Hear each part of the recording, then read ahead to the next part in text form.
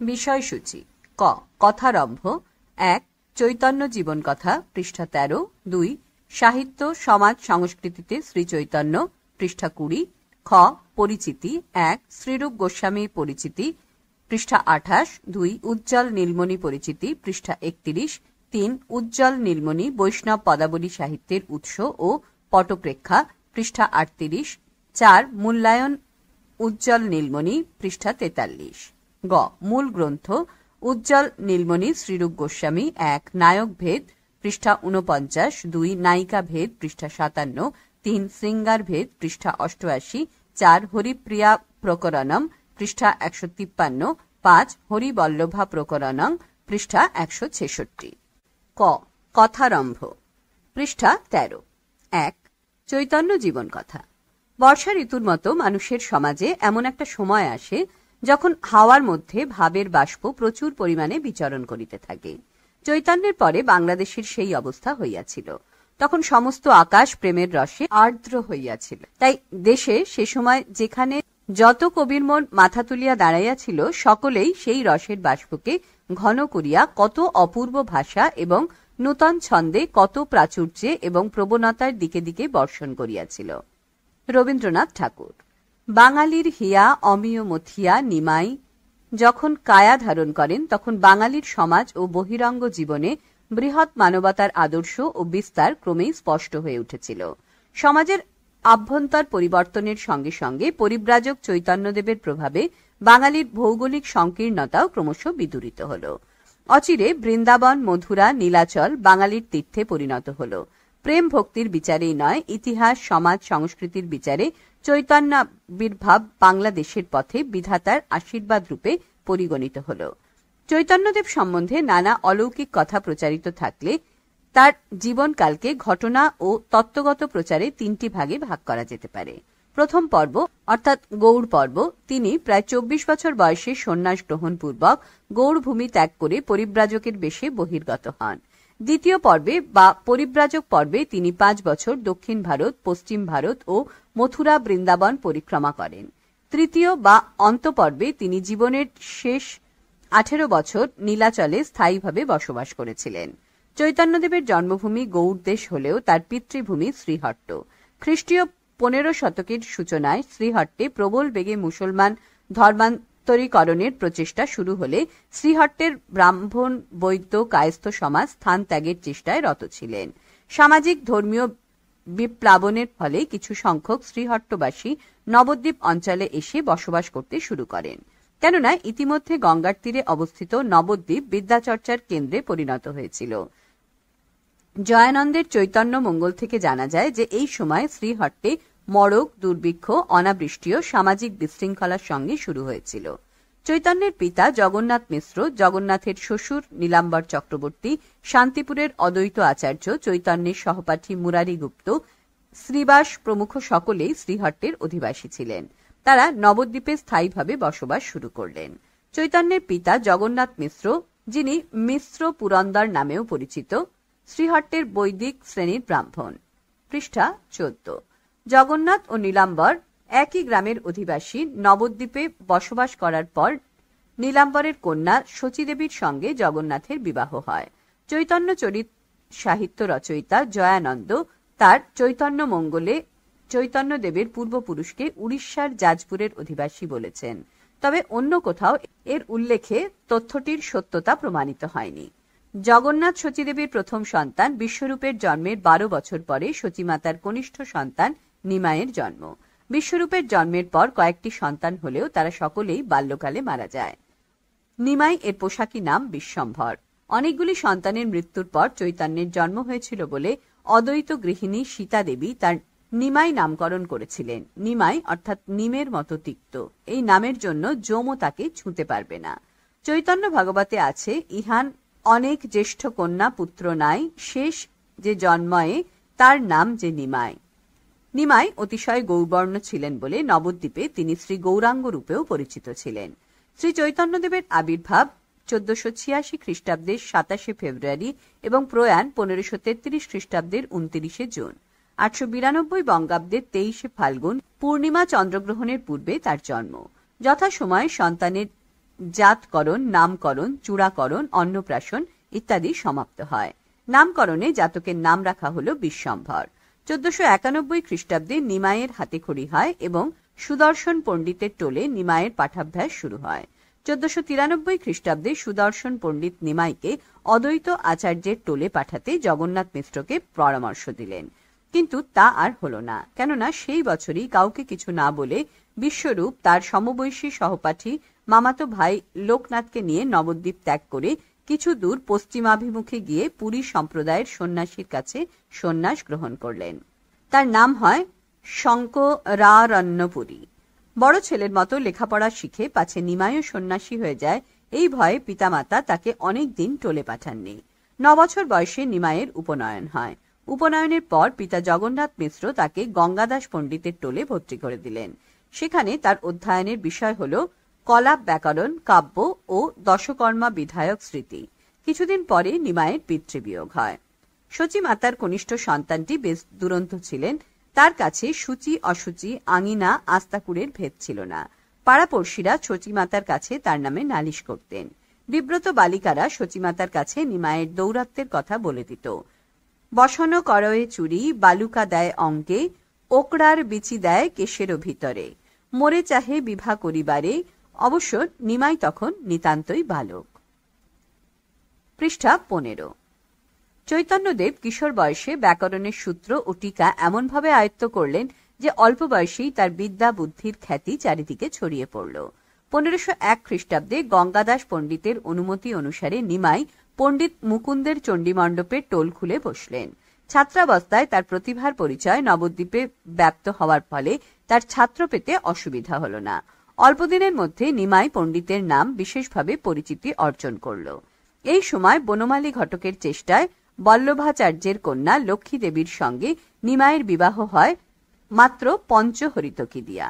এর কিছুদিন পর নিমাই পদ্মা পার হয়ে বাংলার পূর্বাঞ্চলে গিয়ে কয়েক মাস ঘুরে যথেষ্ট বিত্ত ও ছাত্র সহ গৃহে প্রত্যাগমন করলেন। প্রত্যাগমনের পর সর্পদংশনে লক্ষ্মী দেবীর মৃত্যুর কথা শুনলেন।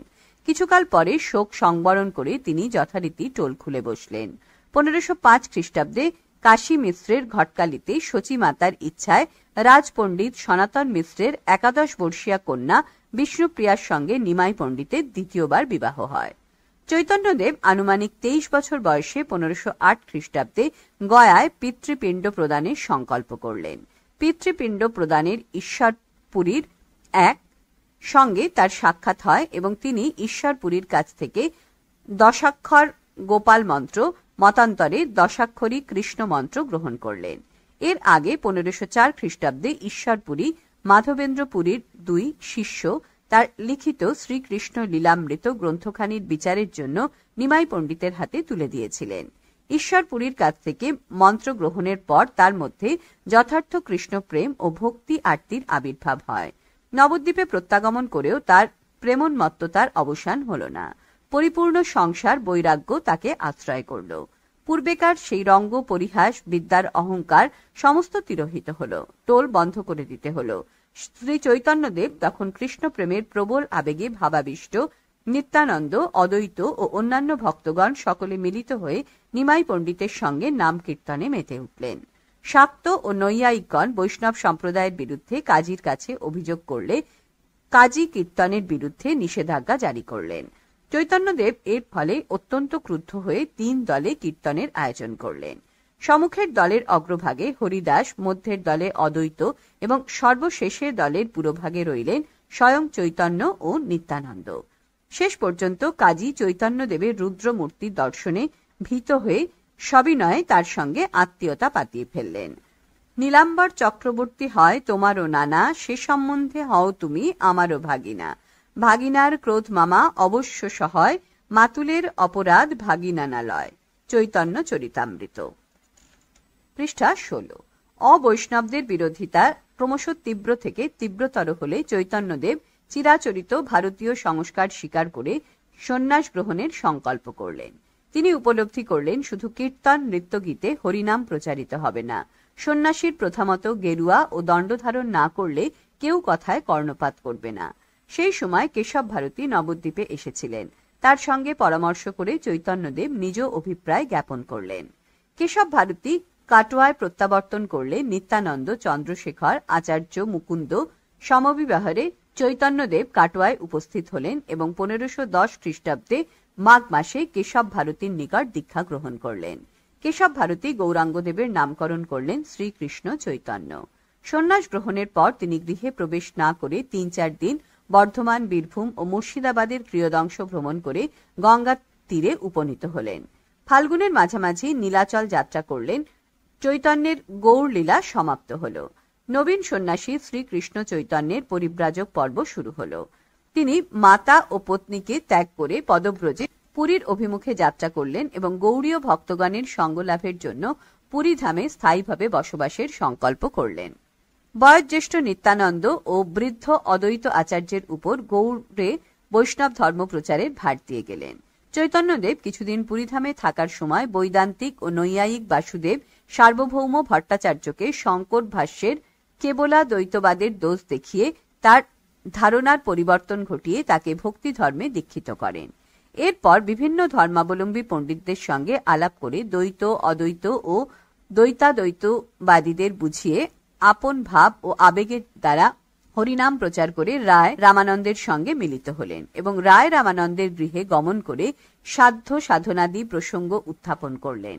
নিজ সিদ্ধান্ত জ্ঞাপন করে বললেন, কৃষ্ণ তত্ত্ব, রাধা তত্ত্ব, প্রেম তত্ত্ব সার, রসতত্ত্ব, লীলাতত্ত্ব বিবিধ প্রকার। তবে প্রভু হাসি তারে দেখালো স্বরূপ, রসরাজ মহাভাব দুই এক রূপ। ক্রমে ক্রমে পরমানন্দ পুরী, স্বরূপ দামোদর, ব্রহ্মানন্দ ভারতী প্রভৃতি ভক্তগণ মহাপ্রভুর সান্নিধ্য লাভ করলেন। এইবার বৃন্দাবন পরিক্রমার অভিপ্রায়ে গঙ্গার তীর ধরে গৌড়ে যাত্রা করলেন এবং গৌড়ের নিকট রামকেলিতে উপস্থিত হয়ে তিনি হুসেন শাহের সুপ্রসিদ্ধ কর্মচারী সনাতন ও রূপের আনুগত্য লাভ করলেন। তারা কর্মত্যাগ করে মহাপ্রভুকে অনুসরণ করতে চাইলে চৈতন্য সনাতনকে নানা উপদেশ দিয়ে ব্রজধামে প্রেরণ করলেন। 1515 খ্রিস্টাব্দে পুনরায় পদব্রজে বনপথ ধরে নীলাচলে প্রত্যাবর্তন করলেন। পৃষ্ঠা 17। 1510 খ্রিস্টাব্দে চৈতন্যদেব সন্ন্যাস গ্রহণ করে সর্বপ্রথম নীলাচলে উপস্থিত হন। এরপর প্রায় 6 বছর তার অতিবাহিত হয় দাক্ষিণাত্য, পশ্চিম ভারত, গৌড়ভূমি, মথুরা, বৃন্দাবন, প্রয়াগ, কাশী ইত্যাদি স্থান পরিক্রমায়। 1515 খ্রিস্টাব্দের পর তিনি নীলাচল ত্যাগ করে কোথাও যাননি। জীবনের শেষ 18 বছর এখানেই দিব্যোন্মাদ অবস্থায় তার জীবনাতিবাহিত হয়। 1515 খ্রিস্টাব্দে সম্ভবত জুলাই থেকে 1533 খ্রিস্টাব্দের জুলাই মাস, এই 18 বছর চৈতন্যদেবের নীলাচল পর্ব। নীলাচলে তিনি কাশীশ্বর মিশ্রের আশ্রমে দিব্যভাবের বশে কাল অতিবাহিত করেন। জবন হরিদাস, স্বরূপ দামোদর, পরমানন্দ পুরী, রায় রামানন্দ প্রমুখ মহাপ্রভুর অন্তলীলার সঙ্গী ছিলেন। অবশ্য মহাপ্রভুর পূর্বেই ভক্ত জবন হরিদাস দেহ রক্ষা করেন। চৈতন্যদেব স্বয়ং নিজ হস্তে সমুদ্র তীরে এই ভক্তটির শেষকৃত্য সমাধা করেন। 18 বছরের মধ্যে শেষ 12 বছর তার জাগরণ ও চেতনার মধ্যে সবিশেষ পার্থক্য ছিল না। 1533 খ্রিস্টাব্দের 29 জুন 934 বঙ্গাব্দের আষাঢ় মাসে বেলা 3য় প্রহরে লোচন দাসের চৈতন্য মঙ্গল অনুযায়ী চৈতন্যদেব মর্ত পৃথিবী ত্যাগ করেন। টিকা 1, 2, 3। সন্ন্যাসী বলতে দশনামী সম্প্রদায়কে বোঝানো হয়, যাদের উত্থান ঘটেছে নবম শতাব্দীতে। তারা মূলত শঙ্করাচার্যের 4 প্রধান শিষ্য পদ্মপাদ, হস্তমলক, মণ্ডল ও তোটকের পরম্পরা থেকে এসেছে। ভারতবর্ষের 4 প্রান্তে অবস্থিত সারদা, যোশী, গোবর্ধন ও শৃঙ্গেরি মঠকে কেন্দ্র করে তাদের জীবনযাত্রা চালিয়ে যাচ্ছে। শঙ্করাচার্যের এই 4 শিষ্যই ইতিহাসে 10 নামী বলে খ্যাত। পদ্মপাদের পরম্পরাভুক্ত হল তীর্থ ও আশ্রম, হস্তমলকের আওতাভুক্ত ছিল বন ও অরণ্য, গিরি, পর্বত ও সাগর হল মণ্ডনের আওতাভুক্ত এবং সরস্বতী, ভারতী ও পুরী ছিল তোটকের প্রধান প্রধান শিষ্য। উত্তর ভারতে এরা 10 নামী বলে বিশেষ পরিচিতি লাভ করলেও বেনারস অঞ্চলে তারা গোসাই নামে চিহ্নিত। এদের বিভিন্ন বিশেষণে বিশেষ বিশেষ পরিচিতি থাকলেও শঙ্করাচার্য প্রতিষ্ঠিত মঠকে কেন্দ্র করে তারা তাদের জীবনযাত্রা চালিয়ে যেত। দশনামীদের আবার 2 দল, নাগা ও গোসাই। নাগারা ছিল কৌপিনধারী, আখড়া কেন্দ্রিক, বৈবাহিক জীবন থেকে বিচ্ছিন্ন। অন্যদিকে মঠে বসবাসকারী গোসাইরা গৃহীর জীবনযাপন করত, পরনে থাকত গেরুয়া বসন এবং বৈবাহিক সম্পর্ক স্থাপিত হওয়ায় অন্যান্য সাধারণ মানুষের মতো তাদের জীবনযাত্রা ছিল। নাগা ও গোসাইদের ব্যাপারের মধ্যে কয়েকটি ব্যাপারে সাদৃশ্য লক্ষ্যগোচর। এরা উভয়েই গায়ে ছাই মাখত এবং কোমরে শিকল পরত। এমনকি এই গোসাই ও নাগা একসঙ্গে তীর্থযাত্রায় থাকত। পৃষ্ঠা 18। ক. শঙ্করাচার্য। শঙ্করাচার্য 788 থেকে 820 সুপ্রসিদ্ধ দার্শনিক পণ্ডিত। তিনি দাক্ষিণাত্যের মালাবার প্রদেশে কালাদি নামক স্থানে জন্মগ্রহণ করেন। তার পিতা শিবগুরু, মাতা সতী দেবী, মতান্তরে আর্যাম্মা। আ অন্তস্থ জয়রেফ আকার ময়জফলা আকার। পঞ্চম বর্ষে তার উপনয়ন হয়। অষ্টম বর্ষে তিনি গৃহত্যাগ করে উত্তর ভারতে গমন করেন এবং গোবিন্দপাদের শিষ্য হয়ে সন্ন্যাস ধর্ম গ্রহণ করেন। এরপর তিনি কুমারিল ভট্টের সঙ্গে সাক্ষাৎ এবং কাশ্মীরে গিরা মণ্ডন মিশ্রের সঙ্গে তর্কযুদ্ধ করেন। এরপর জগন্নাথ, ক্ষত্র, দ্বারকা, বদরিকাশ্রম প্রভৃতি স্থানে মঠ স্থাপন করেন। তিনি অপরাজেয়, তার্কিক, তীক্ষ্ণ মেধাবী পণ্ডিত ছিলেন। তার প্রণীত শারীরিক ভাষ্যম গ্রন্থ বেদব্যাসের উত্তর মীমাংসার ভাষ্য, আধ্যাত্ম প্রকাশ, আর্যা সপ্ততি, উপনিষদ ও গীতার ভাষ্য, মোহমুদ্গর, শিবানন্দ লহরী, সাত্যপূজা ইত্যাদি বহু গ্রন্থ শঙ্কর গ্রন্থরূপে খ্যাত। 1. কুমারিল ভট্ট। মীমাংসা সূত্রের প্রাচীনতম ভাষ্য মীমাংসা ভাষ্য প্রণেতা শবর স্বামী প্রথম তৃতীয় খ্রিস্টাব্দ শবের শবর ভাষ্যের টিকাকার আচার্য কুমারিল ভট্ট, নামান্তরে ভট্টপাদ, 620 থেকে 700 খ্রিস্টাব্দ। কুমারিল সর্বদর্শন নিঃস্বাদ মনীষী মীমাংসা তথা বৈদিক ক্রিয়াকলাপের পুনঃপ্রতিষ্ঠার উদ্দেশ্যেই তিনি জৈমিনীয় সূত্রের টিকা রচনা করেন। বৌদ্ধ ধর্মের প্রভাবের কালে তিনি বৈদিক ধর্মপ্রচারের চেষ্টা করেন। তার রচনাগুলির নাম শ্লোকবার্তিক, তন্ত্রবার্তিক এবং টুপটিকা ইত্যাদি। দ্রাবিড় ভাষার সঙ্গে কুমারিলের পরিচয় থেকে মনে হয় তিনি দাক্ষিণাত্যের লোক। খ. দশনামী। 1. দশনামী বলতে 10টি শাখা অর্থাৎ গিরি, পুরী, ভারতী, বন, অরণ্য, পর্বত, তীর্থ, আশ্রম, সাগর ও সরস্বতীকে বোঝানো হয়েছে। 2. শঙ্কর সম্প্রদায়ভুক্ত দশনামী সাম্প্রদায়িকগণ 10টি শাখায় বিভক্ত: তীর্থ, আশ্রম, বন, অরণ্য, গিরি, পুরী, পর্বত, ভারতী, কানন ও সরস্বতী। শঙ্করাচার্য কোনো কারণে গিরি ও পুরীর দণ্ড কাড়িয়া লইয়া বিদায় দেন। এই দুই সম্প্রদায় তাই গুরুত্যাগী নামে পরিচিত। শঙ্করাচার্য ভারতীর দণ্ড ভাঙিয়া অর্ধেকটি দান করেন।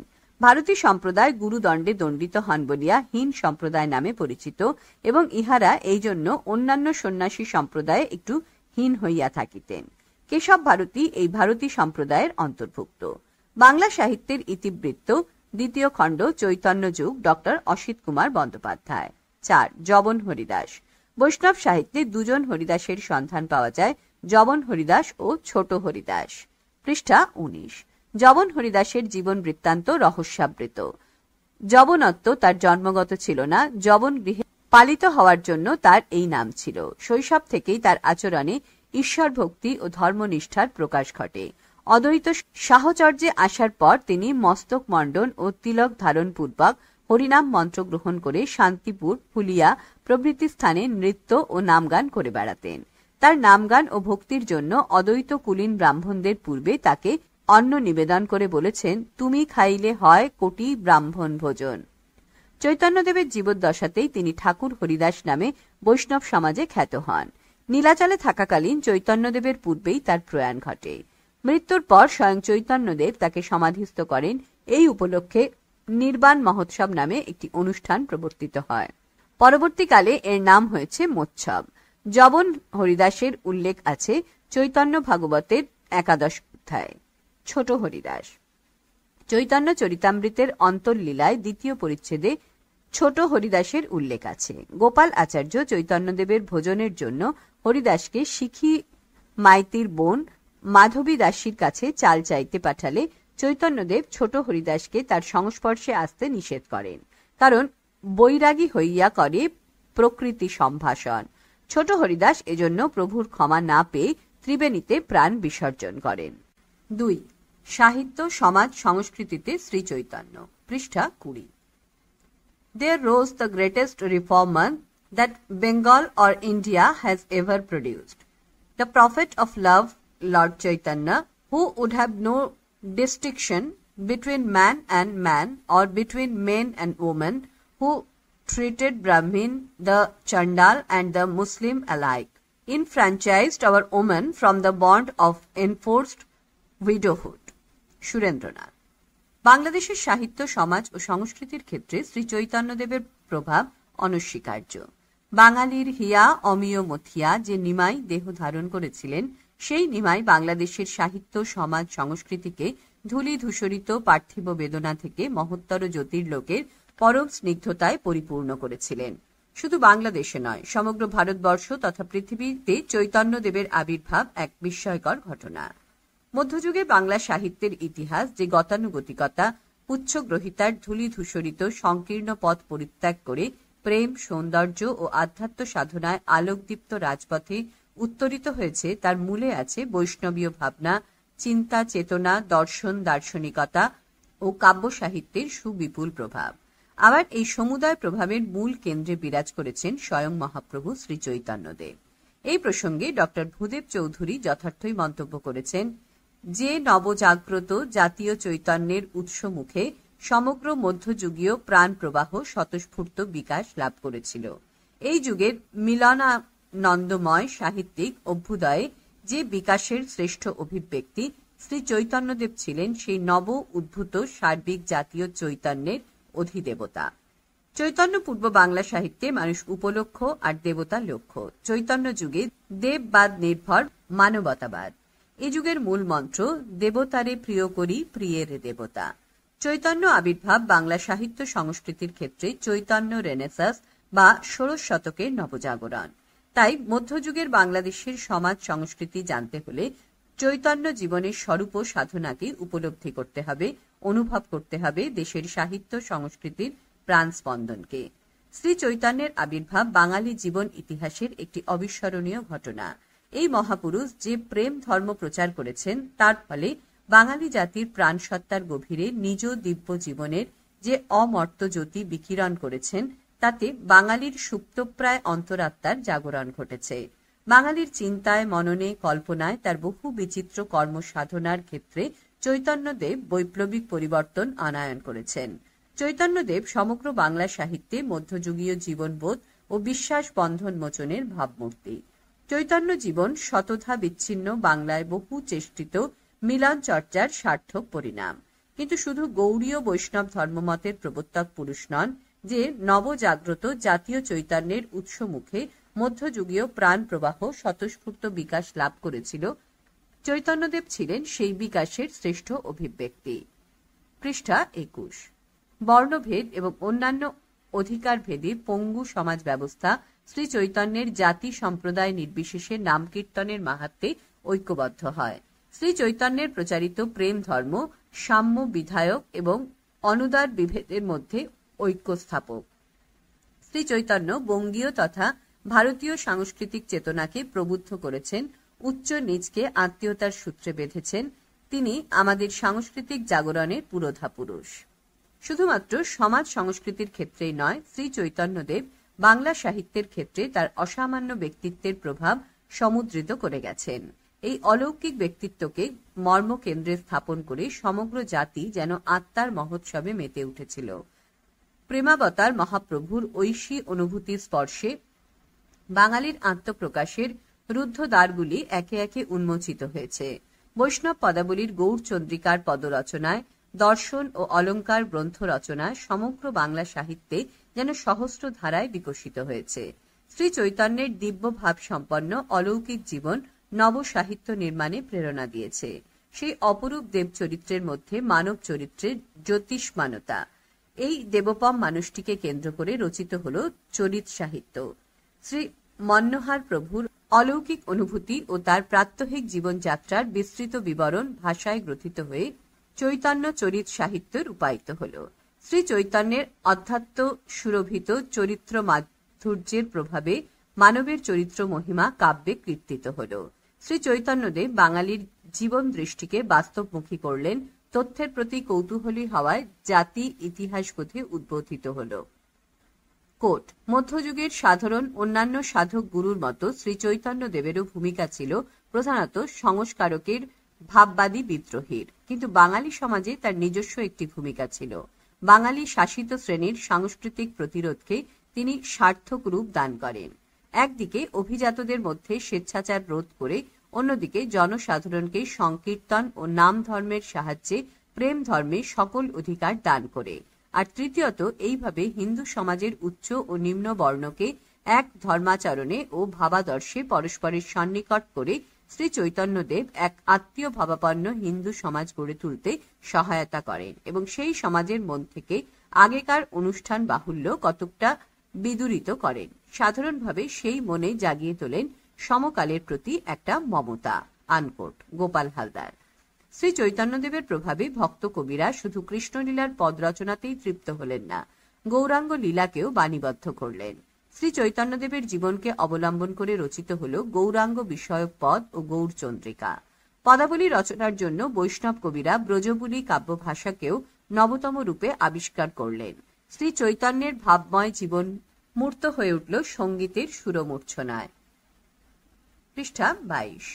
মঙ্গল কাব্যে অনুবাদ সাহিত্যে সংকীর্ণতা মুক্ত, সাম্প্রদায়িকতা মুক্ত উদার মনোভাবের সূচনা হল এবং তার ফলস্বরূপ মঙ্গল কাব্যের দেবী চরিত্রে হিংস্রতার পরিবর্তে করুণ কোমলতার আবির্ভাব হয়। শ্রী চৈতন্যদেবের আবির্ভাবের ফলে বৈষ্ণব ধর্ম ও সাধনার ক্ষেত্রেও বিপুল পরিবর্তন সাধিত হয়। শুধুমাত্র বৈধী ভক্তি নয়, রাগা নুগা ভক্তির প্রবল আকর্ষণে অনুরাগে বৈষ্ণব ধর্ম দর্শন প্লাবিত হয়। শ্রীকৃষ্ণকে সর্বশক্তিমান জেনে ভক্তি নিবেদন করার মধ্যেই বৈধী পথের পরিবর্তে অন্তরঙ্গ সুরের অনুরণন চৈতন্য পরবর্তী ধর্ম দর্শনের মূল কথা। চৈতন্য পরবর্তী বৈষ্ণব ধর্মে রাগা নুগা ভক্তির প্রকাশ লক্ষণীয়। বাঙালি জাতির আধ্যাত্মিক, সামাজিক, সাংস্কৃতিক, অর্থনৈতিক, রাজনৈতিক জীবনের প্রায় সর্বক্ষেত্রে জীবনবোধের প্রবক্তা, নবজীবনবোধের হোতা, সর্বোপরি সমন্বয়পূর্ণ দেববাদ নির্ভর মানবতাবাদের উদ্গাতা। চৈতন্যদেব শুধু যে বাংলার সাহিত্য জীবনকে প্রভাবিত করেছিলেন তাই নয়, আগামী দিনের যে ধর্মীয়, সাংস্কৃতিক ও রাজনৈতিক জীবন গড়ে উঠবে তিনি তার প্রতিও অঙ্গুলি নির্দেশ করেছিলেন। মধ্যযুগে ভারতে যে ভক্তিবাদী আন্দোলন গড়ে ওঠে, চৈতন্যদেব সেই সমস্ত আন্দোলনকে একত্রিত করে এক ছত্র ছায়াতলে আনতে সচেষ্ট হয়েছিলেন। বাংলাদেশে জাতি, ধর্ম, আচার আচরণে বহুধা বিভক্ত যে সমাজ ব্যবস্থা বর্তমান ছিল, চৈতন্যদেব সেই বহুধা বিভক্ত সমাজকে এক সূত্রে বাঁধতে সচেষ্ট হয়েছিলেন। হরিদাস মুসলমান জেনেও তিনি জাতিভেদ প্রথা দূর করার জন্য তাকে আলিঙ্গন করেছিলেন। ব্রাহ্মণদের বৈষ্ণব ধর্মে দীক্ষিত করে জাতিভেদ প্রথা দূর করে মানব সমাজের সমতা অনয়নের প্রচেষ্টা চৈতন্যদেবের জীবন ও কর্মসাধনায় লক্ষ্য করা যায়। আধুনিক ভারতবর্ষের ইতিহাসে চৈতন্যদেব সম্ভবত প্রথম গণতান্ত্রিক চেতনা ও দূরদৃষ্টি সম্পন্ন নেতা। মনীষী কার্ল মার্কস চৈতন্যদেবকে জাতপাতের বিরুদ্ধে সংগ্রামী, উদারনীতির প্রবক্তা এবং একজন রিফর্মার বলে শ্রদ্ধা জানিয়েছেন। চৈতন্যদেব গোয়ালা, গন্ধবণিক, মালাকার প্রভৃতি সকলের সঙ্গে সমভাবে মিশতেন। সামাজিক জীবনে নতুন ধর্ম দর্শন প্রচার করতে হলে সকলের সঙ্গে মিশে গণতান্ত্রিক বোধকে জাগ্রত করতে হবে, এ জাতীয় চিন্তাও চৈতন্যের মধ্যে উদ্বোধিত হয়েছিল। তৎকালীন সমাজ, আর্থ ও রাজনৈতিক ইতিহাসে চৈতন্যদেবের মূল্যায়ন প্রসঙ্গে সোভিয়েত ভারত তত্ত্ববিদদের মন্তব্য প্রণিধানযোগ্য। অতঃপর বঙ্গদেশে জন্ম নিলেন চৈতন্য 1486 থেকে 1533 খ্রিস্টাব্দে নামে অপর এক ধর্মপ্রচারক, যিনি ভক্তিবাদের নীতিগুলি কৃষ্ণ উপাসক বৈষ্ণব ধর্মমতের অঙ্গীভূত করে নতুন এক ধর্মমত প্রচার করলেন। শিষ্য হিসেবে হিন্দু ধর্মের অন্তর্ভুক্ত যে কোনো জাতির মানুষকে ও মুসলমানদেরও গ্রহণ করলেন তিনি।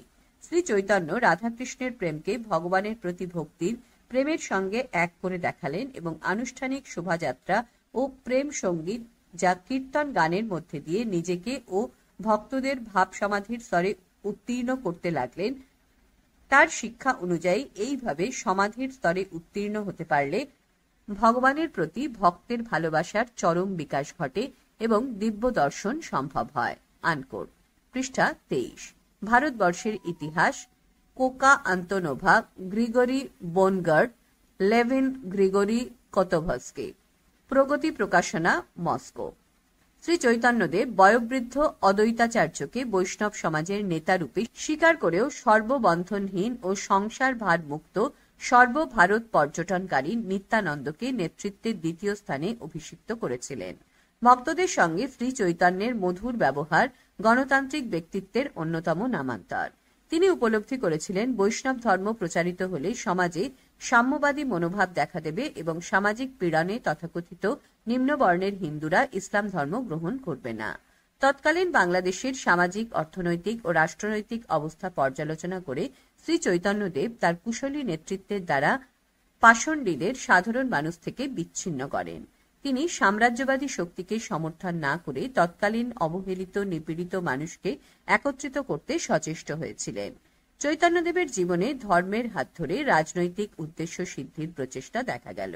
যখন নদিয়ায় রাজশক্তির সহচর কাজীর কাছ থেকে বাধা এলো হরিনাম প্রচারের ক্ষেত্রে, তখন তিনি ব্যাপক প্রস্তুতি নিয়ে অসহযোগ আন্দোলনের পথে অগ্রসর হলেন।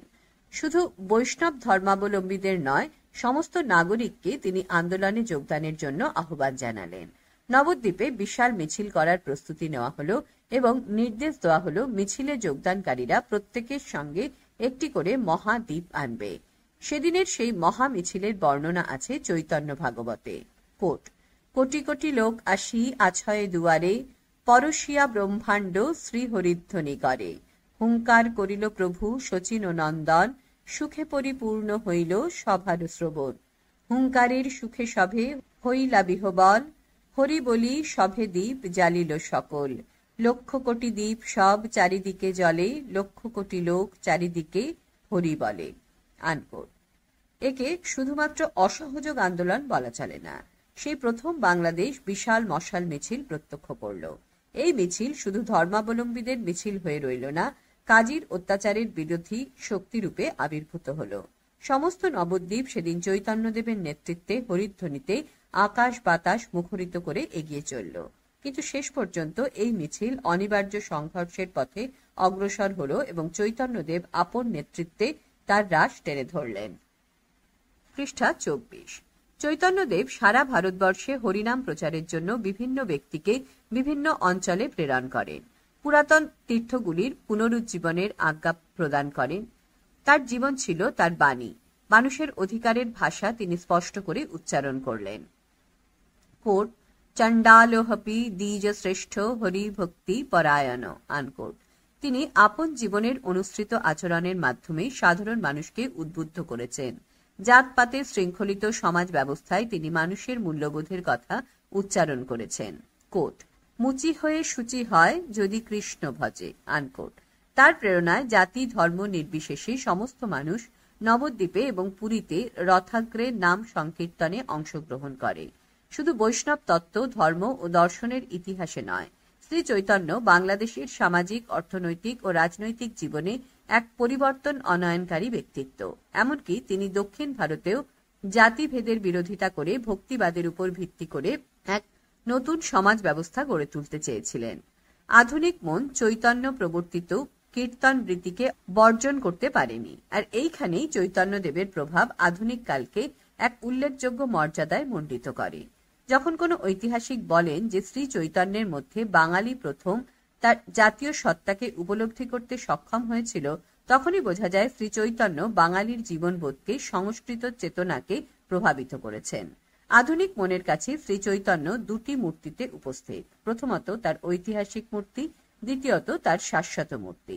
এই শাশ্বত মূর্তিতে তিনি আদি অনন্ত প্রেমাবতার শ্রী চৈতন্য, আর ইতিহাস মূর্তিতে ব্যক্তিত্বপূর্ণ পৌরুষমণ্ডিত অত্যাচারী শক্তির বিরুদ্ধে অবতীর্ণ ইতিহাসের চেতনা শক্তি রূপে শ্রী চৈতন্য। সমাজ বিজ্ঞানের দৃষ্টিতে সমবেত কীর্তন সমষ্টি মনের অন্তর্নিহিত শক্তিকে সংহত করে, তার উন্মোচন ঘটায়। বর্ণাশ্রয়ী সমাজের কাঠামোর মধ্যে এক উদারতন্ত্রী সফল সমাজ গঠনের প্রয়াসও শ্রী চৈতন্যদেবের জীবনাচরণে লক্ষ্য করা যায়। আধুনিক কালে সঙ্গীতের ক্ষেত্রে যে রস কীর্তন ধারা প্রবাহিত হয়েছে, তার মূলে রয়েছে শ্রী চৈতন্যদেবের অবদান। বাঙালি মন বৈষ্ণব গীতি কবিতার মধ্যে যে আত্মমুক্তি লাভ করেছে, তারও ক্রিয়াশীলতা চৈতন্য প্রবর্তিত সংস্কৃতির মধ্যে লক্ষ্যগোচর। নব্যবঙ্গীয় চিত্রকলায় রবীন্দ্রনাথ এবং তার সমকালীন কবিদের কাব্যে বাংলা রোমান্টিক কবির কাব্য আন্দোলনের আদি পর্বে শ্রী চৈতন্য ব্যাপকভাবে সর্বত্র বিরাজিত। স্বামী বিবেকানন্দের ভেদ বুদ্ধিহীন সাম্যবাদী সমাজের যে স্বপ্ন ভারতকে একদা উন্মোচিত করেছিল, তার মূল অনুসন্ধান করতে হবে শ্রী চৈতন্যের জীবন আদর্শে। স্বামী বিবেকানন্দ চৈতন্যদেব সম্পর্কে যথার্থই বলেছেন, কোট, তার ভালোবাসা কোনো বাঁধ মানল না। সাধু, পাপী, হিন্দু, মুসলমান, পবিত্রাত্মা, হীন চেতা, বেশ্যা বা ভবঘুরে সকলেই তার ভালোবাসার পাত্র, সকলেই তার করুণার অধিকারী। এবং আজ পর্যন্ত কালো ধর্মে স্বাভাবিকভাবে অধঃপতিত হয়েও তার ধর্ম সম্প্রদায় ঠাঁই দেয় তাদের, যারা গরিব, যারা নিপীড়িত, যারা জাতিচ্যুত, দুর্বল, সমাজ যাদের ঠাঁই দেয় না। শ্রী চৈতন্যের জীবনে ছিল প্রবল বৈরাগ্য, কামের কোনো বালাই ছিল না তার মধ্যে। পৃষ্ঠা 25। যে প্রেমাদর্শ প্রতিফলিত হয়েছে তার জীবনে তা ছিল আপন হারা এবং কাম গন্ধ বর্জিত। শ্রী চৈতন্যের থেকে নাও তার হৃদয়, সর্বজীবে তার দয়া, ভালোবাসা, ঈশ্বরের জন্য তার জ্বলন্ত আবেগ, তার বৈরাগ্যের করো তোমার জীবনের আদর্শ। আনকোট। মহাপ্রভু শ্রী চৈতন্য যখন মানবতার মূর্ত বিগ্রহ রূপে, মানবতা বোধের চরম পরম প্রতীক রূপে আবির্ভূত হন, তখন নরদেহে ঈশ্বরের সর্বোত্তম প্রকাশকেই স্বীকার করে নেওয়া হয়। মানবমুখী ঐতিহ্যের প্রথম প্রকাশ চৈতন্যের কণ্ঠে ধ্বনিত হয়, কোট, কৃষ্ণের যতেক লীলা সর্বোত্তম নরলীলা, নরবপু তাহার স্বরূপ। আনকোট। তৎকালীন সামাজিক পটভূমিকায় শ্রী চৈতন্যের ধর্মীয় মূর্তি বাঙালি মানুষের কাছে ব্যাপকভাবে দেখা দিলেও বিভিন্ন ক্রিয়াকর্মের মধ্যে তার মানবতাবাদী মূর্তিও অপ্রত্যক্ষ নয়। দুরন্ত পিতৃহীন নিমাই অসাধারণ পাণ্ডিত্যের প্রতিভায় উদ্ধত ও দিগ্বিজয়ী পণ্ডিত হলেও শেষ পর্যন্ত সর্বস্বার্থ ত্যাগকারী এক মানব প্রেমী রূপে আবির্ভূত হন। কোট, যে আপনি নেচে জগত নাচায়, যে আপনি কেঁদে জগত কাঁদায়। আনকোট। বৌদ্ধ শাস্ত্রে বুদ্ধদেব যেমন সংসার সুখের নশ্বরতায় পরম জ্ঞান লাভ করেছিলেন, তেমনি শ্রী চৈতন্য জীবনের নশ্বরতা উপলব্ধি করে আত্মার সন্ধানে বার হয়েছিলেন। তার সেই আত্মার সন্ধান ব্যক্তি সন্ধান ছিল না, ব্যক্তি চৈতন্যের কামনা ছিল না। তিনি চেয়েছিলেন অর্থহীন আচারের মরুবালু রাশি থেকে জাতিকে উদ্ধার করতে এবং লোক ভয়, রাজভয় আর মৃত্যু ভয় উত্তীর্ণ জগতে বাঙালিকে উত্তীর্ণ করিয়ে দিতে। অদ্বৈতাচার্য শ্রী চৈতন্যকে বলেছিলেন, কোট, যদি ভক্তি বিলাইবা স্ত্রী শূদ্র আর যত মূর্খেরে সে দিবা। আনকোট। এই উক্তি প্রমাণ করে যে চৈতন্য খণ্ড ছিন্ন বিক্ষিপ্ত ভারতকে এক উদার আলিঙ্গনের মন্ত্রে আপ্লুত করতে চেয়েছিলেন। সমকালীন রক্ষণশীল সমাজে চৈতন্য এবং তার অনুরাগীদের বিরুদ্ধে এই অভিযোগ আনিত হয়েছিল, কোট, চাল কলা দুগ্ধ দধি একত্র করিয়া জাতি নাশ করি খায় একত্র হইয়া। আনকোট। আহারে আচারে বিহারে ব্যবহারে ছুতমার ছিল না। চৈতন্যদেব সামাজিক সাম্যবাদ এনে বিপুল সমাজ চৈতন্যের সৃষ্টি করতে সক্ষম হয়েছিলেন বলে শ্রী চৈতন্যকে রঘুনন্দনের সংকোচন নীতির বিরুদ্ধে সফল প্রতিবাদ বলা চলে। আধুনিক কালে গণসঙ্গীতের যে উন্মাদনায় জাতীয় চিত্ত পরম আবেগে পরিপ্লাবিত হয়ে যায়, তার প্রথম প্রকাশ লক্ষিত হয়েছিল শ্রী চৈতন্যের গণকীর্তনে। বাংলাদেশে বা ভারতবর্ষ শ্রী চৈতন্যের ভাবাচ্ছন্ন মানব প্রেমকে দেখেনি, দেখেছিল তার দুর্ধর্ষ সংগ্রামী রূপকেও। শ্রী চৈতন্য বোধহয় সেই সকল প্রচারকদের অন্যতম, যিনি পদব্রজে ভূভারত প্রদক্ষিণ করে মূঢ় ম্লান মুখে ভাষা সঞ্চারে সমর্থ হয়েছিলেন, প্লাবিত করেছিলেন জগৎজয়ী প্রাণোদ মন্ত্রে। কোট, শুনহে মানুষ ভাই, সবার উপরে মানুষ সত্য, তাহার উপরে নাই। আনকোট। পৃষ্ঠা 26। বাংলাদেশে তার উদ্দাম নির্বাদ প্রাণ তরঙ্গ অগ্নি বন্যার মতো যেমন প্রবাহিত হয়েছিল, তেমনি দক্ষিণ ভারতেও দেবদাসী প্রথার বিরুদ্ধে চৈতন্যদেব প্রথম প্রতিবাদ জানিয়েছিলেন। যুদ্ধক্লান্ত শতধা বিচ্ছিন্ন ভারতবর্ষকে এক পতাকাতলে সংগ্রথিত করার মহান উদ্দেশ্যে তিনি রাজা প্রতাপ রুদ্রকে রাজনৈতিক পরামর্শ প্রদান করে হোসেন শাহের সঙ্গে রক্তাক্ষয়ী যুদ্ধ থেকে প্রতিনিবৃত্ত করতে চেয়েছিলেন। এই সমস্ত পটভূমিকায় রয়েছে শ্রী চৈতন্যের মানব কল্যাণকামী ভূমিকা। শ্রী চৈতন্য মানবতা বিমুখী সন্ন্যাসী ছিলেন না।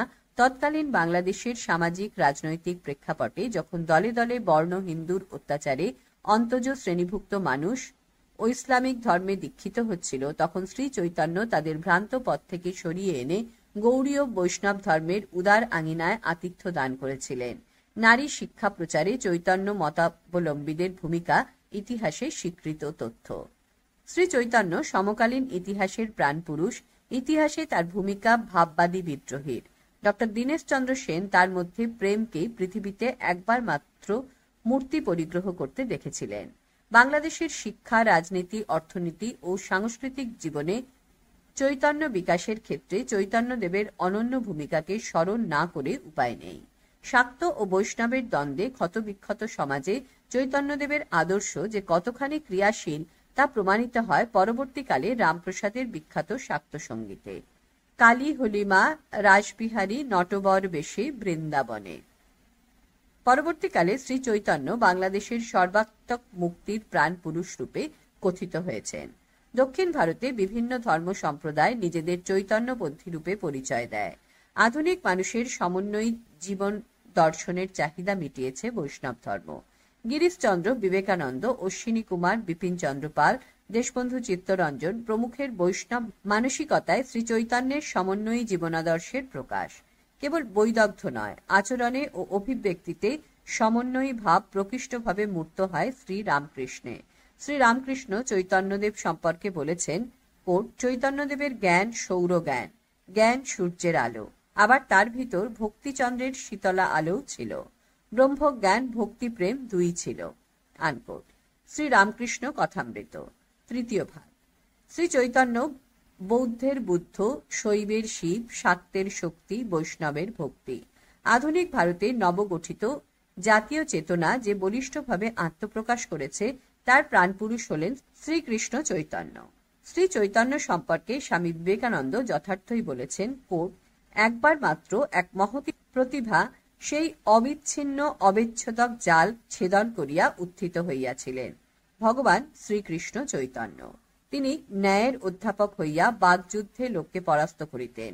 ইহাই তিনি অতি বাল্যাবস্থা হইতে জীবনে উচ্চতম আদর্শ বলিয়া শিক্ষা করিয়াছিলেন।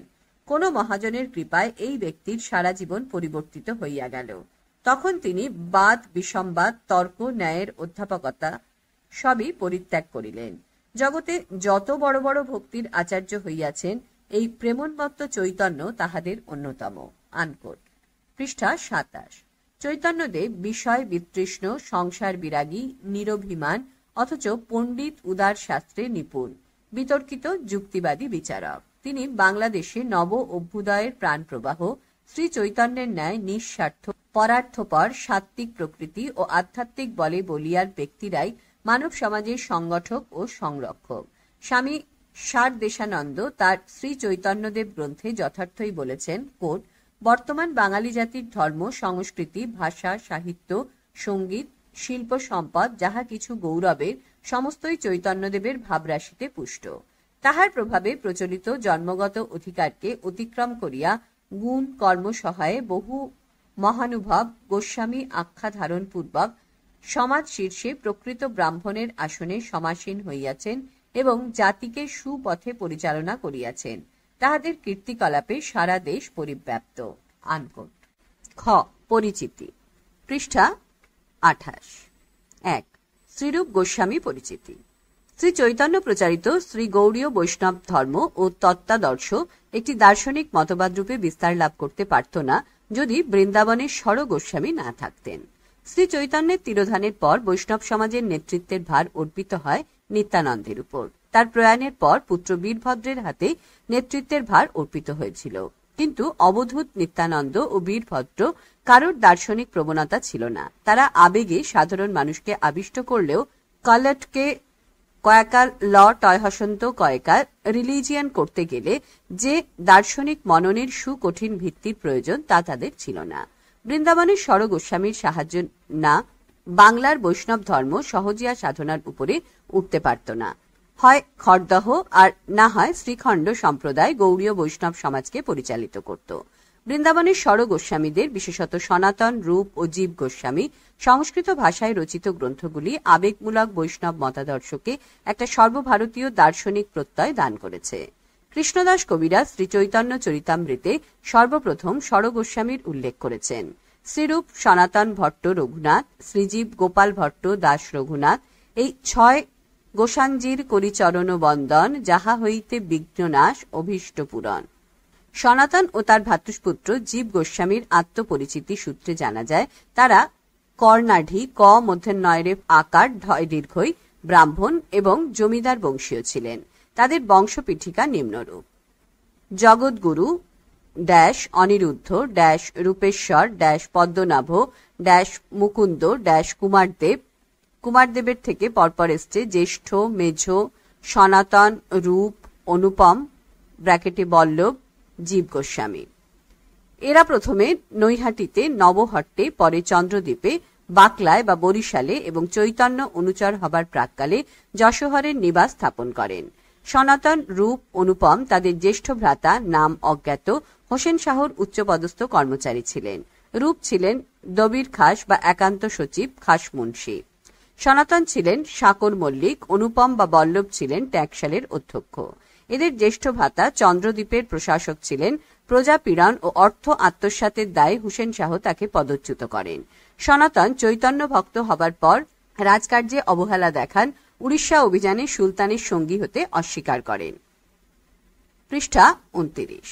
যে কারণেই হোক বিরক্ত হয়ে ও সনাতনের উপর আস্থা হারিয়ে হুসেন শাহ তাহাকে কারারুদ্ধ করেন। কারারক্ষীকে ঘুষ দিয়ে বশ করে তিনি পালিয়ে গিয়ে চৈতন্যদেবের সঙ্গে মিলিত হলেন। তাদের নিবাস ছিল গৌড়ের রামকেলি গ্রামে। রূপ বিদ্বান এবং কবি নাট্যকার ছিলেন। তিনি বহু গ্রন্থ প্রণেতা: এক কাব্য হংসদূত, উদ্ধব সন্দেব, স্তবমালা, উৎকলী কাব্যলী, হস্য খণ্ডত্ব ক লয় হস্যই, কয়াকার ব লয় লয় দীর্ঘই, ছন্দ হষ্টাদশকম, ছ দন্তের নয়দয় ওকার, হ মধ্যাহ্ন শয়টয় আকার, দ তালিবস্য ক ময় হসন্ত, গোবিন্দ বিরুদাবলী, প্রেমেন্দু সাগর প্রভৃতি। 2 নাটক বিদগ্ধ মাধব, ললিত মাধব, দানকেলি কৌমুদী। 3 রসতত্ত্ব, দর্শন ও অলঙ্কার শাস্ত্র, ভক্তি রসামৃত সিন্ধু, উজ্জ্বল নীলমণি 1551 খ্রিস্টাব্দ। 4 কাব্য সংকলন, পদ্মাবলী, মথুরা মহিমা। 5 নাট্যতত্ত্ব, নাটক চন্দ্রিকা। 6 ধর্মতত্ত্ব, সংক্ষিপ্ত ভাগবতামৃত। 7 লঘু বৈষ্ণব তোষিনী। কোট: অধ্যাপক সুখময় মুখোপাধ্যায়ের মতে 1484 খ্রিস্টাব্দে তার জন্ম এবং 1562 সনের আগেই তার মৃত্যু হয়। তার গ্রন্থাবলী বৈষ্ণব সমাজে গুরুত্ব সহকারে আজও পঠিত হয়। বিশেষ করে তার উজ্জ্বল নীলমণি ও ভক্তি রসামৃত সিন্ধু শাস্ত্রগ্রন্থের মর্যাদায় ও গুরুত্বে প্রতিষ্ঠিত। আনকোট। বাঙালি ও বাংলা সাহিত্য, ডক্টর আহমেদ শরীফ, নিউ এজ পাবলিকেশনস, ঢাকা, 2014। উহাতে কেবল উজ্জ্বল রস অর্থাৎ রাধাকৃষ্ণের প্রীতি রসের বিশ্লেষণ আছে। ওই রসের সর্বপ্রকার ভেদ, নায়িকাদি ভেদ, সখীগণের ভাব, মহাভাব প্রভৃতির অতি সূক্ষ্ম বিচার আছে। বৈষ্ণব সম্প্রদায়ের দর্শনের সহিত উজ্জ্বল নীলমণি ওতপ্রোতভাবে জড়িত। সংস্কৃত সাহিত্যের ইতিহাস, জাহ্নবীচরণ ভৌমিক। রূপ গোস্বামী বাঙালি ছিলেন। তার বৃদ্ধ প্রপিতামহ রূপেশ্বর ছিলেন গৌড়ের প্রধানমন্ত্রী। 1489 খ্রিস্টাব্দে অধ্যাপক সুখময় মুখোপাধ্যায়ের মতে 1484 খ্রিস্টাব্দে রূপ গোস্বামীর জন্ম হয়। রূপের পিতা মুকুন্দদেবের পুত্র কুমারদেব, মাতার নাম রেবতী দেবী। রূপের অগ্রজ ছিলেন, সর্বকনিষ্ঠ ছিলেন বল্লভ। এদের পিতৃদত্ত নাম ছিল অমর, সন্তোষ এবং অনুপম। মহাপ্রভু 1516 খ্রিস্টাব্দে তাদের বৈষ্ণব ধর্মে দীক্ষা দিয়ে নামকরণ করেন সনাতন, রূপ ও বল্লভ। সনাতন ও রূপ অল্প বয়সী সংস্কৃত ভাষায় অসাধারণ ব্যুৎপত্তি লাভ করে কাব্য, ব্যাকরণ, সাংখ্য, বেদান্ত, ন্যায়, মীমাংসা প্রভৃতি শাস্ত্রে পাণ্ডিত্য অর্জন করেন। সংস্কৃত শিক্ষার পর তিনি ও সনাতন সপ্তগ্রামে বিখ্যাত ফার্সি পণ্ডিত ফকরউদ্দিন গাজীর কাছে ফার্সি ও আরবি শিক্ষা করেন। সনাতনের প্রতিভা, পাণ্ডিত্য ও তেজস্বিতায় মুগ্ধ হয়ে গৌড়েশ্বর তাকে শ্রেষ্ঠ জ্ঞানী বা সাকর মল্লিক দন্তে সয়াকার ক র ম লয় লয় হস্যই ক পদবীতে ভূষিত করে তাকে তার পৃষ্ঠা 30 প্রধান উপদেষ্টা বা সচিব নিযুক্ত করেন। রূপ ও অনুপম ব্র্যাকেটে বল্লভ অগ্রজের অনুসরণে গৌড়েশ্বরের অধীনে উচ্চপদ গ্রহণ করেন। শ্রীরূপ সুলেখক ছিলেন এবং তার হস্তাক্ষর অতীব সুন্দর ছিল। মুন্সিয়ানা ও লিপি কুশলতার জন্য তাকে দবির খাস বা খাস মুন্সি পদে নিযুক্ত করা হয়। পরবর্তীকালে সনাতন দবির খাস পদে ও রূপ রাজস্ব বিভাগের পদে নিযুক্ত হন। কনিষ্ঠ অনুপম রাজ সরকারে ট্যাক্সশালের অধ্যক্ষ হন। সনাতন ও রূপ গোস্বামীর রাজ পদবীকে কেউ কেউ, যেমন দীনেশ চন্দ্র সেন বলেছেন যে উভয় ভ্রাতা স্বধর্ম পরিত্যাগ কর্মে ইসলাম ধর্মগ্রহণ করেছিলেন। এই ভ্রান্তির কারণ সম্ভবত চৈতন্য ভাগবত ও চৈতন্য চরিতামৃতের কয়েকটি উক্তি, যেখানে চৈতন্য দেবের কাছে সনাতন বলেছিলেন যে তিনি নিচের কুক্ষিগত দাস, ম্লেচ্ছ জাতি ম্লেচ্ছ সঙ্গী করি ম্লেচ্ছ কর্ম, কুকর্মেতে সদায়ত গুয়াইনু ধর্ম।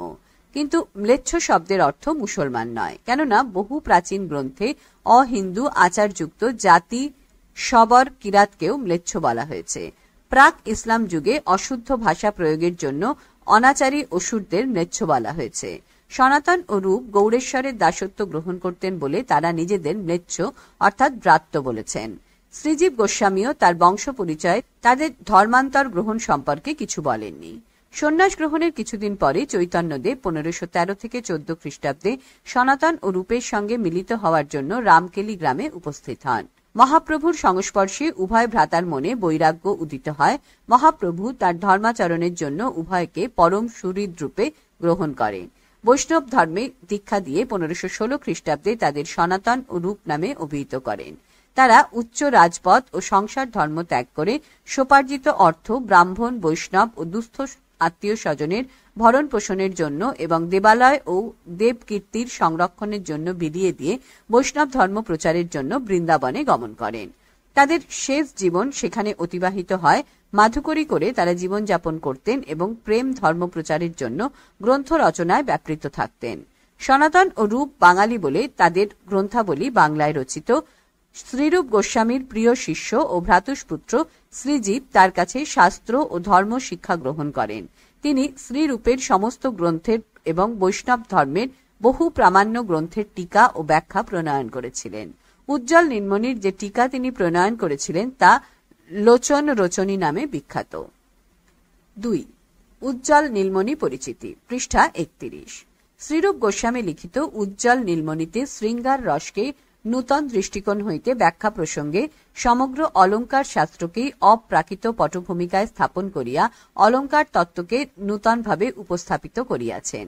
আমরা ভক্তি রসামৃত সিন্ধু প্রসঙ্গে দেখিয়াছি যে রূপ গোস্বামী 5টি রসকে মুখ্য ভক্তি রস অন্তর্ভুক্ত করিয়াছেন: শান্ত, প্রীতি, প্রেয়, বাৎসল্য ও মধুর।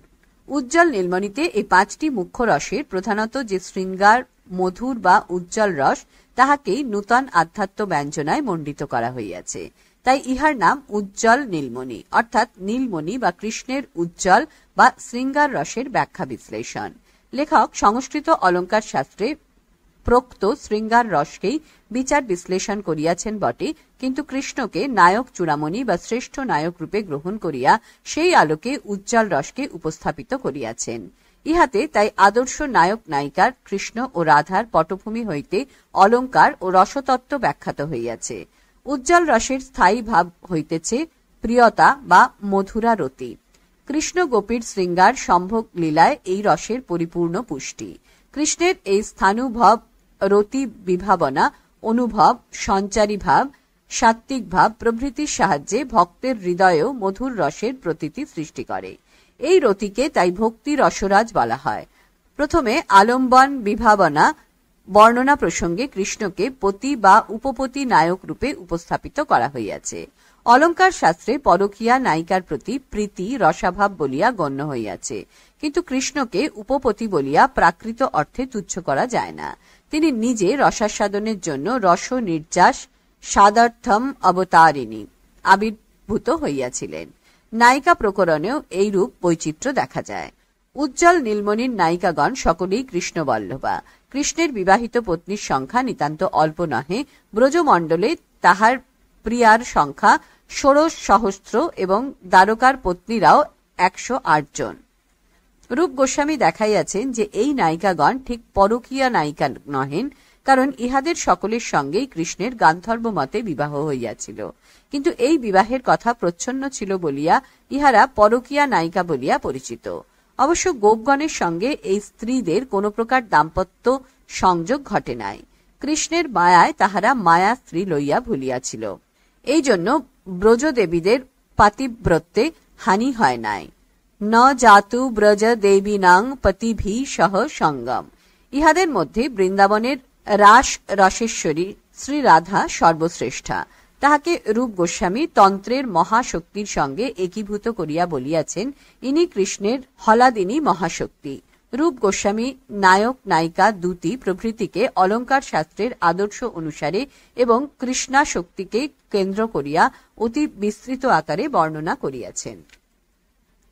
পৃষ্ঠা 32। অলঙ্কার শাস্ত্রের মধুর রতিকে যে পর্যায় অনুসারে বিভাগ করিয়া ক্রমোন্নতি বর্ণনা করা হইয়াছে, ইহাতেই রূপ গোস্বামীর আদর্শ রসতত্ত্ব ও আধ্যাত্ম চেতনার পূর্ণ বিকাশ লাভ করিয়াছে। মধুরা রতির 7টি পর্যায় কল্পিত হইয়াছে। 1. প্রেম, ভাববন্ধনের বীজ অর্থাৎ প্রীতির মূল। 2. স্নেহ, প্রেম হইতে ঊর্ধ্বতর হৃদয় দ্রাবণ ইহার প্রধান লক্ষণ। 3. মান, প্রেমে ঔদাসীন্য কল্পনা করিয়া আক্ষেপাতিরেক হইতে মানের জন্ম হয়।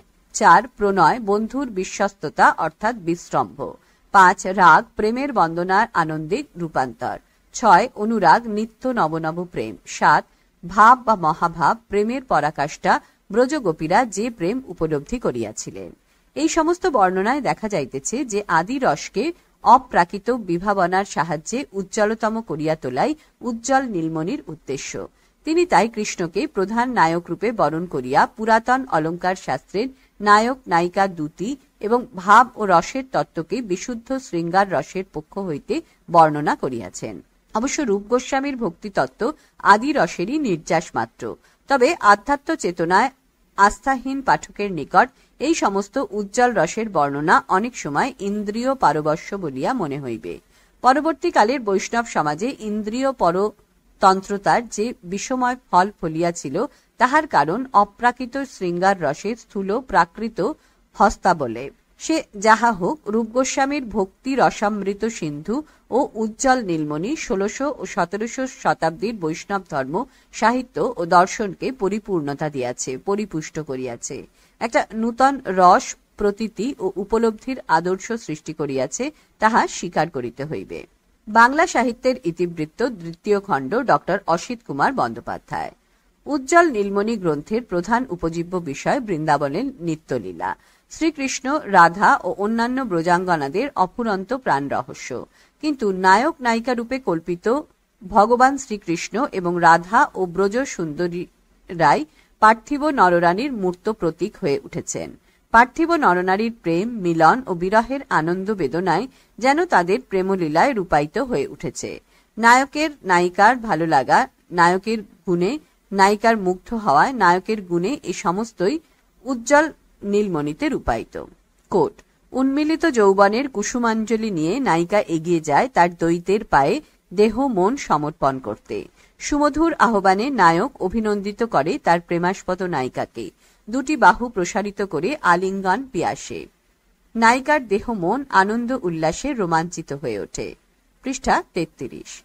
জীবনের শ্রেষ্ঠ আনন্দের তরঙ্গ হিল্লোলে আস্বাদিত হয় মহাজীবনের অমৃত রাশি।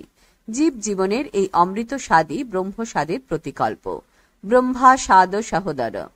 কবি যেন অন্তরের অন্তঃস্থল ভেদী দিব্য দৃষ্টিতে দেখেছেন প্রণয় মুগ্ধ নরনারীর গোপন মনের প্রতিটি অনুভূতি, আশা ও আকাঙ্ক্ষা।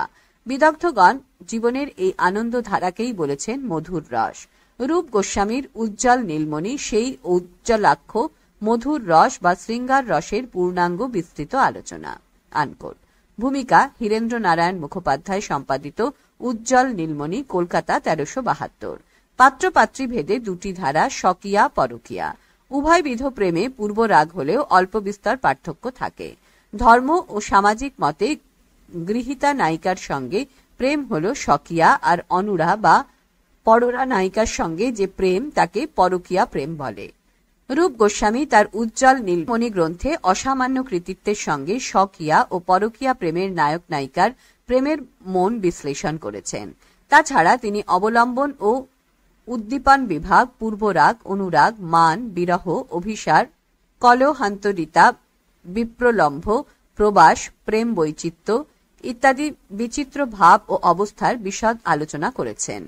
প্রেমানুগা কৃষ্ণভক্তির পথ নির্দেশ করা তার উদ্দেশ্য থাকলেও তিনি মানব সনের চির রহস্যময় মধুরা রতির ভাবকেই প্রতিটি শ্লোকে বাংময় করে তুলেছেন। উজ্জ্বল নীলমণিকে প্রেমের নিগুড় মনস্তত্ত্ব বিষয়ক একটি মৌলিক গ্রন্থ বললে অত্যুক্তি হয় না। শ্রীরূপ গোস্বামীর ভক্তি রসামৃত সিন্ধু গ্রন্থে 5টি মুখ্য ভক্তি রসের অবতারণা করেছেন। তার মধ্যে শ্রেষ্ঠতম মধুর রসটিকে উজ্জ্বল করে নায়ক কৃষ্ণে তার অভিব্যক্তি ঘটাতে শৃঙ্গার রসকে মুখ্য করে অন্য 4টি রসের গৌণত্ব স্থাপনের জন্য উজ্জ্বল নীলমণি রচনা করেছেন। তার মধ্যে শ্রেষ্ঠতম মধুর রসটিকে উজ্জ্বল করে নায়ক কৃষ্ণে তার অভিব্যক্তি ঘটাতে শৃঙ্গার রসকে মুখ্য করে অন্য 4টি রসের গৌণত্ব স্থাপনের জন্য উজ্জ্বল নীলমণি রচনা করেছেন। আলোচ্য গ্রন্থটিতে একমাত্র মধুর রস বিভিন্ন অবস্থায় বর্ণিত হয়েছে। মধুর রস অতীব রহস্যাবৃত, কেননা মধুর রসাশ্রয়ী ভক্ত ব্যতীত অন্য রসের ভক্তগণের পক্ষে এটি অনুপযোগী। বিভাব, অনুভাব, সাত্ত্বিক ভাব ও ব্যভিচারী ভাব 4টির দ্বারা মধুর রতি যদি আস্বাদ্য হয় তবে তাকে মধুর ভক্তিরস বলে। এই মধুর রসের আলম্বন কৃষ্ণ ও তার বল্লভাবৃন্দ ব্যতীত অন্য কেউ নয়। এখানে প্রধান হেতু রতি আস্বাদন। আলম্বন 2 প্রকারের, বিষয় ও আশ্রয়। এই মধুর রসে কৃষ্ণ ও তার প্রেয়সী বৃন্দ বিষয়াবলম্বন ও আশ্রয়াবলম্বন হন। এই আলম্বন আবার চতুর্বিধ: ধীরোদাত্ত, ধীর ললিত, ধীর শান্ত ও ধীরোদ্ধত। আর এক প্রকার ভেদ পতি ও উপপতি ভেদ। এই ভেদোদ্বয় সম্বন্ধগত। পতি বলতে বোঝানো হয়েছে যে সকল কন্যা পাণিগ্রহণ ক্রিয়া দ্বারা সঙ্গত হয়েছেন, তিনি তাদের সম্বন্ধে পতি। যেমন রুক্মিণী, সত্যভামা। পাণিগ্রহণ প্রক্রিয়া সাধন না করে যে সকল কন্যার সঙ্গে সঙ্গত হয়েছেন তিনি তাদের উপপতি। যেমন ব্রজগোপীগণ। পৃষ্ঠা 34। এই পতি ও উপপতি ভাব আবার 4 প্রকারের: অনুকূল, দক্ষিণ, শট শঠ ও ধৃষ্ট। নায়ক ষোড়শ গুণান্বিত: ধীরোদাত্তানুকূল, ধীরোদাত্ত দক্ষিণ, ধীরোদাত্ত শট, ধীরোদাত্ত ধৃষ্ট। নায়ক সহায়ক প্রকরণে 5টি শ্রেণী বিভাগ দেখানো হয়েছে: অথৈ তস্য সহায়া, সু দন্তে শয়জফলা হস্য বিসর্গ, পঞ্চধ্য প ইয়চয় ধয়জফলা, চেটকো বিট, বিদূষক, পীঠমর্দ, প্রিয় নর্ম শাখাস্তথা। নায়ক সহায়ক শাখা 5 প্রকার: চেটক, বিট, বিদূষক, পীঠমর্দ, প্রিয় নর্ম শাখা। চেটক হল চতুর, কর্মদক্ষ, বুদ্ধিমান, সময়োচিত আলাপে সুদক্ষ, গোষ্ঠী বিশারদ, কামশাস্ত্র, নীতিবেত্তা, সেবক হল বিট। বিদূষক হলেন ভোজন লোলুপ, কলহপ্রিয়, দেহ বাক্য বেশের বিকার সম্পাদনে দক্ষ এবং হাস্যরসিক। নায়ক তুল্য রূপবান হয়েও প্রেমভাব নায়কেরই অনুগত করেন যিনি, তিনি পীঠমর্দ। আর যিনি অত্যন্ত রহস্যবেত্তা, সখী ভাবাশ্রিত, অথচ প্রণয়গণের মধ্যে শ্রেষ্ঠ, তিনি প্রিয় নর্মসখা। হরিপ্রিয়া প্রকরণে দ্যুতি নায়কাধীন থাকেন। দ্যুতি 2 প্রকারের: স্বয়ং দ্যুতি ও আপ্তদ্যুতি। যা একান্ত নায়কাধীন থাকে তাকেই, অর্থাৎ দৃষ্টি রূপা ও বংশী রূপা হল স্বয়ং দ্যুতি, আর আপ্তদ্যুতি হল নায়কাধীন কর্মতৎপর দ্যুতি। স্বকিয়া ও পরকিয়া ভেদে কৃষ্ণ বল্লভাগণ 2 শ্রেণীর: স্বকিয়া এবং পরকিয়া। স্বকিয়া হল বিবাহে মিলিতা, আর পরকিয়া হল অনুরাগে মিলিতা। পরকিয়া আবার 2 রকম: কন্যকা ক দন্তের নয়জফলা কয়াকার ও পররা প রয়কার ঢয়শূন্য রয়াকার। কন্যকা রমণীগণ অবিবাহিতা, লজ্জাশীলা, পিতা কর্তৃক প্রতিপালিতা, কিন্তু সখীগণের নিকট প্রেমের ব্যাখ্যা শুনে মুগ্ধপ্রায় হয়ে আত্মরক্ষায় অক্ষম হয়ে কেলি লালসাপরা হয়। আর অন্য জনেরা অর্থাৎ পররা যারা, তারা বিবাহিতা হলেও সর্বদা ব্রজ রমণীদের সান্নিধ্যে হরিকথা শুনে হরি সংভোগ লালসায় উৎকণ্ঠিতা। পরকীয়া নায়িকা 3 প্রকারের: সাধনপরা, দেবী ও নিত্যপ্রিয়া। সাধনপরা আবার 2 রকমের: যৌথিকী ও অযৌথিকী। যৌথিকীরা যূথবদ্ধ, অযৌথিকীরা যূথবিহীন। যৌথিকীরা আবার 2 রকম: মুনিচরী ও শ্রুতিচরী। অযৌথিকীয় 2 প্রকার: প্রাচীনা ও নবীনা। রাধারানীর সহায়ভূতা সখীরা 5 প্রকার: সখী, নিত্য সখী, প্রাণ সখী, প্রিয় সখী, পরম শ্রেষ্ঠ সখী। তার মধ্যে কুসুমিকা, বিন্ধা, ধনিষ্ঠা, সখীগণা, কস্তুরিকা ও মণিমঞ্জরী নিত্য সখীগণা, শশীমুখী, বাসন্তী ও লসিকা প্রাণ সখীগণা, মদনালসা, মাধবী, মালতী, মঞ্জুকেশী প্রমুখ প্রিয় সখীগণা, এবং ললিতা, বিশাখা, চিত্রা, চম্পকলতা, তুঙ্গবিদ্যা, ইন্দুলেখা, রঙ্গদেবী, সুবেদী পরম শ্রেষ্ঠ সখী। স্বকীয়া ও পররা আবার মুগ্ধ, মধ্যা মদ হয় জফলা আকার ও প্রগল্ভা, এই 3 পর্যায়। স্বকীয়াশ্চ পরোঢ্যাশ্চ যা দ্বিধা পরিকীর্তিতা মুগ্ধা মধ্য প্রগল্ভেতি প্রত্যেকং তাস্ত্রিদ্ধ শতা। পৃষ্ঠা 35। এদের অনেক উপবিভাগ আছে। অভিসারিকা, বাসক সজ্জিকা, উৎকণ্ঠিতা, খণ্ডিতা, বিপ্রলব্ধা, কলহান্তরিতা, প্রসিত ভর্তিকা, স্বাধীন ভর্তিকা। অভিসারিকা: জাভিসারায়তে কান্তং স্বয়ং বাভিসরত্তপি সা যস্নি তামসী জানযজ্ঞ বেশাভিসারিকা। যারা কান্তের সঙ্গে মিলনের আশায় নিজে অভিসার করে অথবা অপরকে অভিসার করায় তাদের অভিসারিকা বলে। অভিসারিকা 2 প্রকারের: জ্যোৎস্নি বর্গীয় জয়জফলা ওকার খণ্ডত্ব দন্তে শয়নয় দীর্ঘই ও তামসী। জ্যোৎস্নি ও তামসী রাত্রে এরা তদনুরূপ বেশ ধারণ করে। লজ্জায়া সাঙ্গলীনেব নিঃশব্দাক্ষীল মগুনা ক্রীতাবগুণ্ঠা স্নিগ্ধৈক সখীযুক্তা প্রিয়ং ব্রজেত। বাসক সজ্জিকা: যারা আপন বাসনা বশে কান্তের নিকট দেহ সমর্পণ করে নিজে সাজে ঘর সাজায় তারা বাসক সজ্জিকা। উৎকণ্ঠিতা: প্রিয়তম এসে উপস্থিত হননি এই বুঝি আসেন এমন ভাব যার তিনি উৎকণ্ঠিতা। এদের বিরহোৎকণ্ঠিতাও বলে। খণ্ডিতা: সময় অতিক্রান্ত করে যে নায়িকার প্রিয়তম অন্য নায়িকার সঙ্গে সম্ভোগের চিহ্নাঙ্কিত হয়ে প্রাতঃকালে আগমন করে প্রতীক্ষারতা সেই নায়িকাকে খণ্ডিতা বলে। তাদের রাগ হয়, নিঃশ্বাসের স্তব্ধতা, রূঢ়তা, দীর্ঘতা প্রকাশ পায়, তারা মৌন ভাব অবলম্বন করে। বিপ্রলব্ধা: সংকেত করেও নায়ক না এলে ব্যথিতান্তরা সেই নায়িকাকে বিপ্রলব্ধা বলে। কলহান্তরিতা: যে নারী সখীজন সমক্ষে পাদপতিত প্রিয়তমকে নিরাশ করে পশ্চাৎ অনুতাপ করে তাকে কলহান্তরিতা বলে। যা সখিনং পুর পাদপতিতং বল্লভং রুষা নিরস্য পশ্চাৎ তপতি কলহান্তরিতা হিসা। প্রসিত ভর্তিকা: নায়ক দূরদেশে গমন করলে তাদীয় নায়িকাকে প্রসিত ভর্তিকা বলে। দূরদেশং গতে কান্তে ভবেৎ প্রসিত ভর্তিকা। স্বাধীন ভর্তিকা: স্বায়ত্তাসন্নদয়িতা ভবেৎ স্বাধীন ভর্তিকা। যে নায়িকার অধীন হয়ে কান্ত সতত সমীপে অবস্থান করে সেই নায়িকাই স্বাধীন ভর্তিকা। রূপ গোস্বামী যুথেশ্বরী প্রকরণে রাধা ও চন্দ্রাবলী উভয়কেই প্রধান যুথেশ্বরী রূপে অভিহিত করেছেন। রূপ গোস্বামী ত্রিবিধ রতির কথা বলেছেন: সাধারণী, সমঞ্জস্যা ও সমর্থা। যে রতি গাঢ়তা প্রাপ্ত হয় না, প্রিয় হরিকে দর্শন মাত্রই আবির্ভূত হয় এবং যাতে সম্ভোগেচ্ছা আদি কারণ হয় তাকে সাধারণ রতি বলে। পৃষ্ঠা 36। অভিমান যার স্বরূপ এবং কখনো সম্ভোগেচ্ছা হয় কখনো হয় না তাকে সামঞ্জস্যা রতি বলে। যার অন্তরে সম্ভোগেচ্ছা বিশেষভাবে সর্বদা থাকে এবং যার রতি প্রিয়তম তদাত্মপ্রাপ্ত হয় তাকে সমর্থা রতি বলে। রতি থেকে প্রেম, তারপর স্নেহাদি ভাব। নায়ক নায়িকার রতির বিনষ্ট হলেও সর্বপ্রকার ধ্বংসরহিত যে নিশ্চল বন্ধন তাই প্রেম।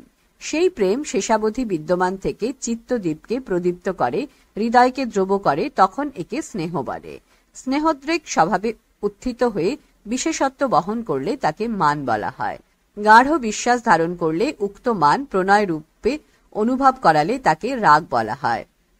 যে রাগ নিত্য নবায়মান হয়ে সর্বদা অনুভূত প্রিয়জনকে অননুভূতবৎ প্রতীয়মান করে, প্রতিক্ষণে নবীনতা দান করলে তাকে অনুরাগ বলে। অনুরাগ যদি নিজের অনুভবাবস্থা প্রকাশ করে ভক্তগণের, সিদ্ধ সাধকগণের হৃদয়ে ব্যপ্ত হয়, অর্থাৎ যার অনুভবে তারাও অনুরাগ বিবশ হয়ে পড়েন, তাহলে তাকে ভাব বলে। এটি একমাত্র ব্রজদেবীরা অনুভব করেন বলে একে মহাভাব বলা হয়। এই মহাভাব দ্বিবিধ: রূঢ় এবং অধিরূঢ়। সম্বাদী অষ্টসাত্ত্বিক ভাব বিকার উপস্থিত হলে তাকে রূঢ় মহাভাব বলে। স্তম্ভ, হতবম্ব হয়ে থাকা, শেদ, গাত্রঘর্ম, রোমাঞ্চ, শিহরণ, বেপথু, কম্পিত গাত্র, স্বরভেদ, কণ্ঠস্বরের অস্পষ্টতা, বৈবর্ণ, অঙ্গবর্ণের পরিবর্তন ও শ্রু, মূর্ছা, মৃত্যু প্রভৃতি প্রলয় শব্দাক্ষ 8টি সাত্ত্বিক ভাব। রূঢ় মহাভাবে ব্যক্ত অনুভাব সমূহ যদি কোনো অনির্বচনীয় বৈশিষ্ট্য প্রাপ্ত হয় তবে তাকে অধিরূঢ় মহাভাব বলে। শৃঙ্গার দ্বিবিধ, বিপ্রলম্ভ ও সম্ভোগ। নায়ক নায়িকা উভয়ের মধ্যে সংযুক্ত বা বিযুক্ত পরস্পরের অভীষ্ট আলিঙ্গনাদির অপ্রাপ্তিতে যে ভাব প্রকৃষ্ট রূপে প্রকটিত হয় তাকে বিপ্রলম্ভ বলে। বিপ্রলম্ভ ব্যতীত সম্ভোগ উৎকর্ষ পায় না। বিপ্রলম্ভ 4 প্রকার: পূর্বরাগ, মান, প্রেম বৈচিত্র্য ও প্রবাস।